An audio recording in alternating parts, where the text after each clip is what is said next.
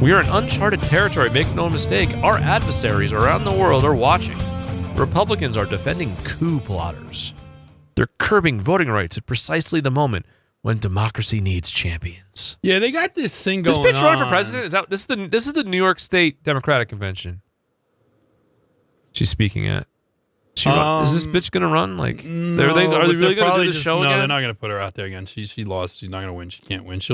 If she lost runs several times. If she runs, she will lose to Donald Trump again.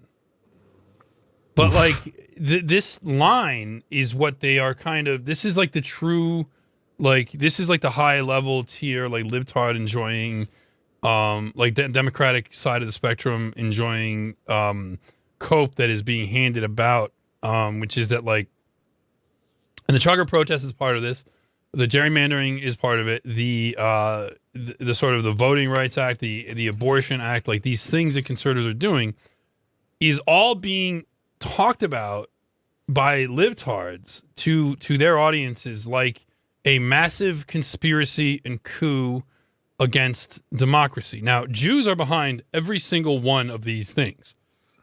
And it really is a dog and pony show. But what's interesting is how they've sort of raised the stakes on their dog and pony show. So now the dogs and the ponies are pointing at each other and calling them like coup plotters. And you know what I mean? It's like if you look at this, it's like their rhetoric is so fever pitched like all the time. They're almost like oversaturating everybody's senses with just like insanity all the time, so nobody can really think straight. Like you're meant to look at it like if you're a libtard, if you're like a white libtard or a black libtard or any kind of libtard, you are meant to increasingly, like if you're one of these sort of mixed race urbanite libtard people, you are meant to like look at conservative. You are also in the matrix. Like those people are also in the matrix, and they're supposed to look at conservatives and see white supremacist coup plotters constantly. Constantly. And as a sort of evidence of this, the cuckoo platter, yeah. Right. As evidence of this, I'm looking on just like Yahoo News, and I'm just seeing like, okay, so there's a new, the narrative out for today is, in GOP embrace of truckers, some see racist double standard. Oh. And then I saw another article where they were like, it was some really shrill article about why conservatives love the truckers or something like that. And it was basically saying that these people, whoops. So here, this is HuffPost. This is why conservatives love the Canadian truckers, by Nathalie Baptiste, who looks, that's a nigger. That's a nigger. So I'm frizzy hair. So who she's trying to disparage just everyone involved, truckers and conservatives. It's like, well, yeah, no, seriously. So when Black Lives Matter or other liberal protest groups block a road for an evening, there is no shortage of calls for violence, right? By them, right. But no, that's not what she's saying. Right-wing legislators hastily pass laws that would make it legal to run over protesters. Okay, then explain James Fields. And conservative pundits flood the airwaves and social media to decry the unspeakable horror of holding up traffic for a few hours. But now that a very loud, but the problem is like small, you're holding up traffic for niggers, and no one likes that. Well, whoa. You're burning down cities. Well, that's the other thing. Like it wasn't just blocking traffic for an evening. I remember Yarvin used to write about blocking traffic. These niggers doing this stuff way back in the day. They were doing that. They've been doing it for a long time. They were doing it. Fuck Yarvin. They were doing it when we started our show for the Michael Brown thing. They were doing. This was even earlier than that. His open letters to liberals, whatever the fuck it was. They've been doing it for a long time. They sometimes just do it just to have drag races or have a party on a freeway. They do it so they can pull you out of your car and kill you. But that's niggers doing that. That's not. They're not doing that for any cause. Well, it's all the same thing. Well, there's no cause. The cause is niggers. Black Lives Matter is like, okay, niggers. Yes, I understand, but he was specifically talking about a non-political, like, and it didn't even signal politically. It was just, they just did it, and nobody did anything. And they weren't even pretending it was political. They just do it because they just to take over the roads so they can have drag races. That's the true political. That's actually true power. Yeah. That shows real power. You don't have to say I can respect that. We're just doing it, right? Yeah.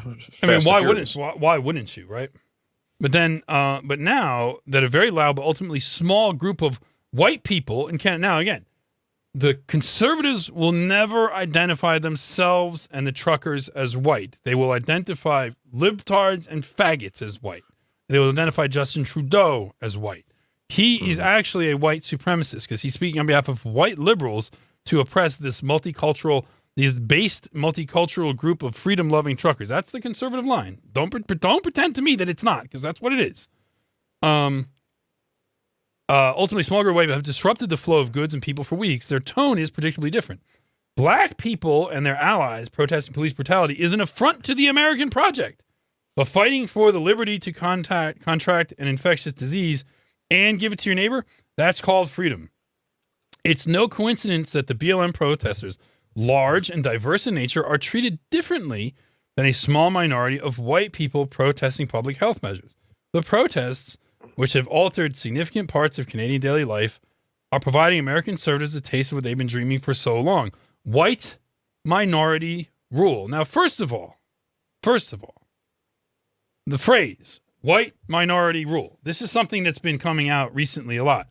So I heard Warren and Jazz talking about this on not the latest FTN, but the one before that, where Warren was talking about, do you remember when we were younger, in like the 80s and 90s, and maybe even somewhat in the early aughts and stuff, you would always get people, and you get people on the right doing it too, warning about the idea of the tyranny of the majority, and the idea like we have to make sure that we don't do majoritarianism, that we always think of the little guy, we think of the minority, we think about how what the majority wants will impact these people, and we make a special place for them. In fact, what we really do is just let them take total control. But this was a popular opinion on both left and right for a while. But now they're talking about now they're sitting here complaining about the tyranny of minority rule. Now that like whites aren't even a minority in Canada. They're not a minority in the United States either. But they're saying white minority rule. Well, it wouldn't be. Whites are a majority. So what are you talking about, minority They're rule? going to end up using that as an argument for why whites should have absolutely no representation whatsoever. Ultimately, like, yes. You're a minority now. By the time So we are what a are you gonna minority, the deck will have the rhetoric will have flipped. There will be no more talk of minority rights. They will be talking openly about the justice of majoritarianism, why majorities should get their way, the fact that these small minority of really of aggrieved, constantly aggrieved. This is the other thing, constantly aggrieved white people should not be able to run this thing, right? And so it's like, now there's a lot of fundamental problems with everything she's saying, which is like, well, here's the thing. The thing that they said, making the truck protest illegal, the emergency declaration in Canada, literally basically said that the only people that this is to be enforced against is white people with the exemption. We went over it last night on Mike and Warren. I'm sure people have seen it. We could go over it again. How they invoked the emergency. They defined their terms about what is like critical infrastructure, what protesting is, blah, blah, and all this stuff. Saying like we're going to invoke emergency order, making it illegal to protest that blocks critical infrastructure and these things. And this is exemptions. And under the exemption, it says like people who are Indians, people who are refugees, people who have sought asylum and received People it. who are Sikhs. People who are seeking asylum. People who are Sikh. There's people who are Sikh. No. Seekers. Asylum Seeking Sikhs. Asylum seeking Sikhs. Yes. So they basically asylum seekers, people who have gotten asylum, people who are just Indians, just straight up. Anybody who's an Indian. It just says that. Anyone who's registered as an Indian with the Bureau of Indian Affairs, or whatever they call it up there. And then the final thing was, the final insult was, the final criteria was, anybody who, as determined by the Canadian Board of Immigration and Citizenship, or whatever the hell it is, whose presence in the state is in the interests of the state, as determined by this group or not. And so I'm like, okay, so what you're telling, that's the get out of jail free card for anybody who's not white. Ultimately, what that means is, logically, white people, your presence in Canada is not in the interest of the state. Period.